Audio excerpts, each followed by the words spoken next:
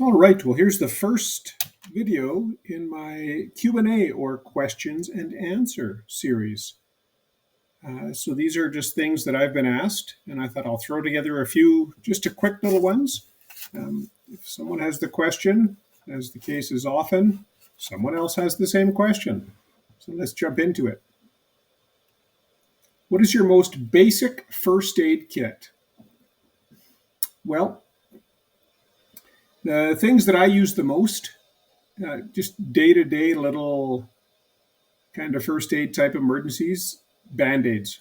Even if you have 4 or 5 band-aids in a little Ziploc bag or something, the flexible fabric ones, something like that, they seem to work pretty well. Always seem to need band-aids. I've got them in my toolkit. I've got them in my truck. I've got them in my work briefcase. Of course, all first aid kits come with them. You can use them for lots of different things as well. Everything we think about when we're thinking about preparedness, we should think about, does it have more than one use? We should be optimizing the multifunctional nature of everything we do. And Band-Aids are no different. It's basically a little piece of tape, right? You can use it for all kinds of things, but have a few Band-Aids. Nail clippers and tweezers. If you get a broken nail, a chipped or ripped nail, it can be distracting and aggravating and painful to the point of that's all you think about.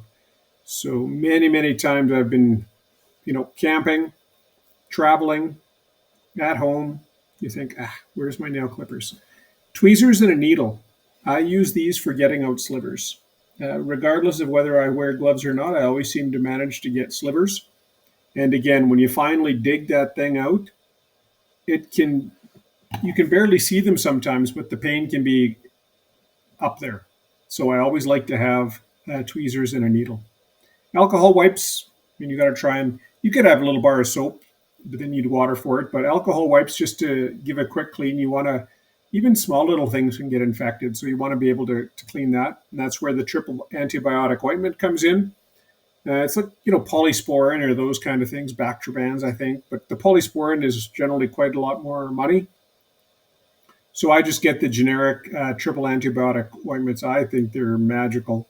I like to put a little dab. If I'm hiking or camping, same thing. If I can't get it clean right away, the wound, if I don't have alcohol wipes, if I had a little bit of antibiotic ointment in a Band-Aid, it'd at least be something. There's lots and lots of other things that could be in a very simple, but if we want to do cost conscious, most bang for your buck, most used items, these are them. I've got all kinds of stuff in my, kit. I've got in my medical, I like to think my medical game is fairly strong. I've got canes, I've got crutches, I've got OPAs, that's oropharyngeal airways. I've got air splints. I've got all kinds of things. First aid kits come with tensor bandages. Are those good to have? Absolutely. But if you want a really, really little basic thing you'll use the most, this is it. You can put other things in like a cold compress, like those things you can throw in the freezer and chill them or warm them up.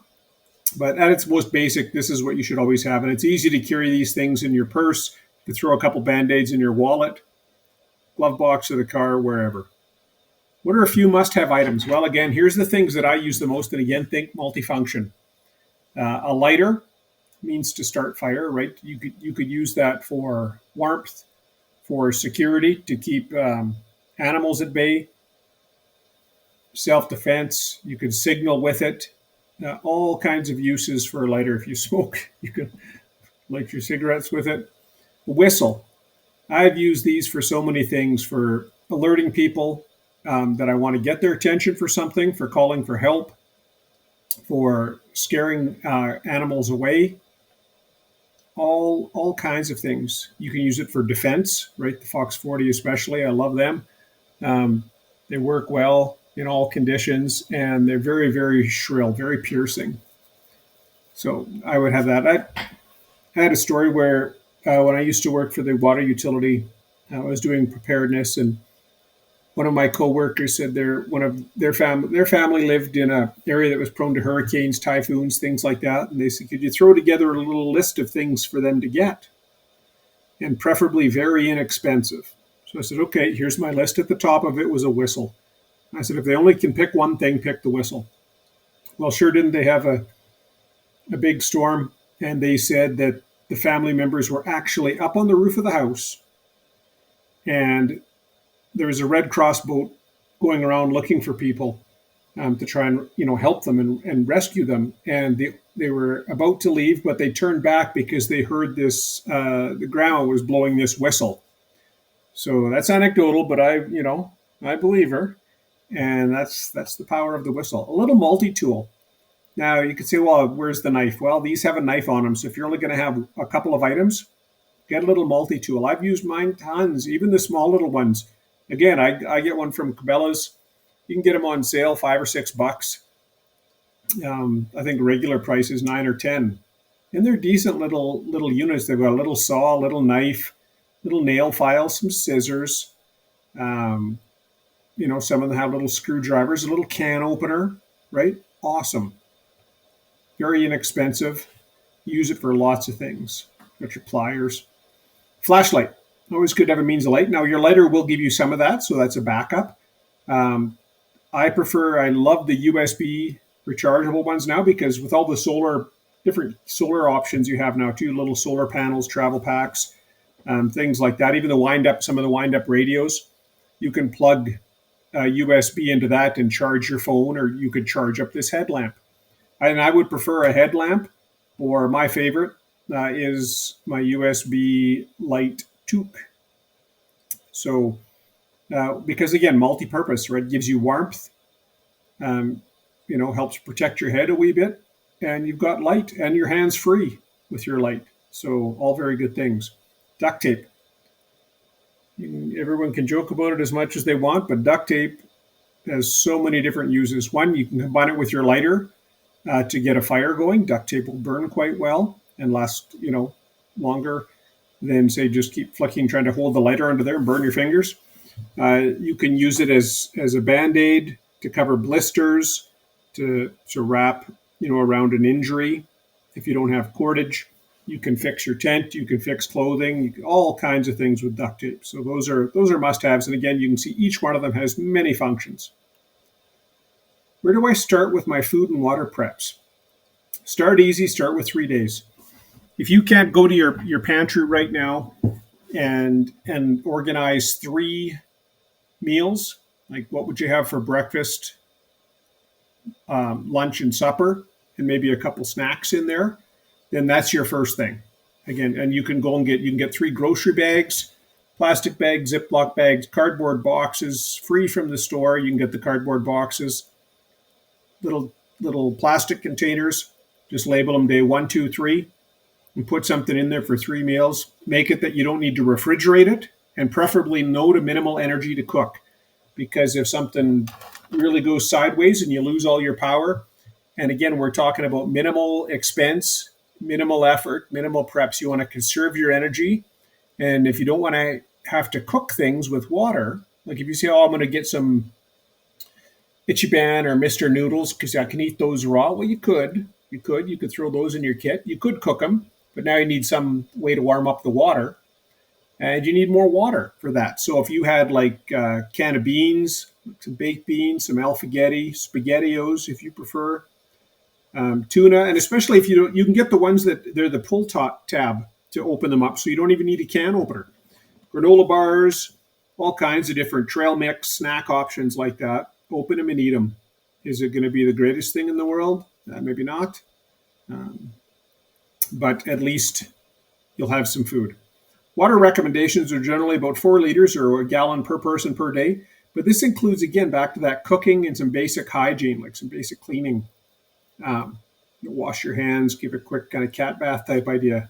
So if you really want to do the minimal stuff, and for starters, and if you combine it with your low to no cook food options, you could probably get by with, it's a recommendation, like 8 glasses. So that's 2 liters of water. So that's a great start. Which guns would you recommend for starting out? Big topic, lots of debate. Again, keep it simple, keep it multi-purpose. A shotgun, you can get different gauges, but a 12 gauge shotgun, there's all different brands. Remingtons, Mossbergs, they're fantastic, fantastic weapons. Um, but you can get very inexpensive ones as well. And for the amount that you're actually going to use it, I know you want it to be reliable.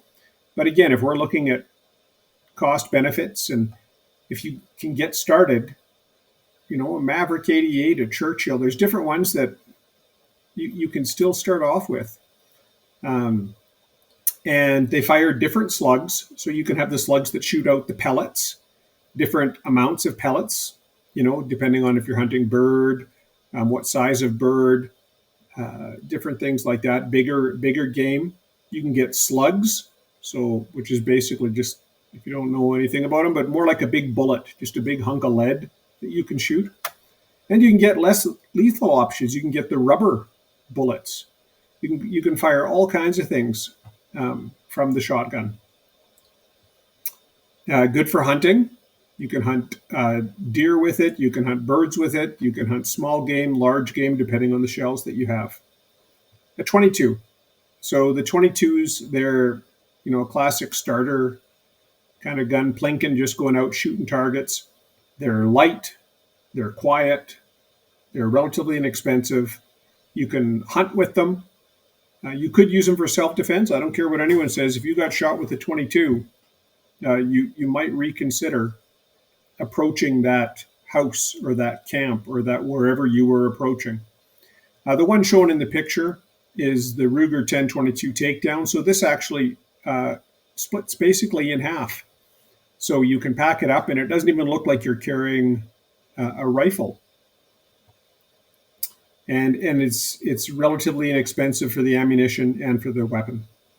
A pellet gun. I always like having a pellet gun around. Again, they're very quiet. If you did want to hunt small game without drawing much attention, you could use that. Very inexpensive. You can get thousands of the little pellets or BBs, depending on your choice. Some do both. They're quiet. If it's under 500 feet per second, you don't need a license, a firearms license for it, which the other two you would. A possession and acquisition license. You have to take a course, so you're safe and proper and registered to both get the weapon and to get ammunition. But a pellet gun, you don't. And you could use it again for hunting and minor self-defense. Again, if you've never been shot with a pellet gun, while it might not kill you, it would be a deterrent. So those are some good options. How much emergency fund do I need?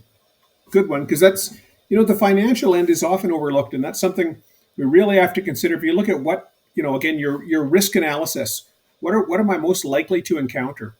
So if I think of my own risks, how many times have do I have stuff for a forest fire, wildfire? Sure. Do I have stuff for power outage? Yes. Have I experienced power outage? Yes. Emergency fund, though. When I think of all the things that I use, mine has saved me many times. You just start kind of squirreling away a little bit of money here and there, slowly build it up. It takes years sometimes to get to the levels you want to get to. I'm still working on mine, but I have had to dip into it. When you get a sudden expense that you don't want to go into debt for, or myself, like I'm recently unemployed again, and that was unexpected. And I sleep a little bit easier because I have my emergency fund. And it hasn't really cost me anything except, I've deferred spending that money on something else, which is actually a good thing. I've saved it and I still have it. So again, it's a no cost. And if you set it up properly in a high interest type of environment, you can actually beat inflation with it. Now, that's not the main goal of an emergency fund, to generate income for you, but you still can do it. So that's a great one.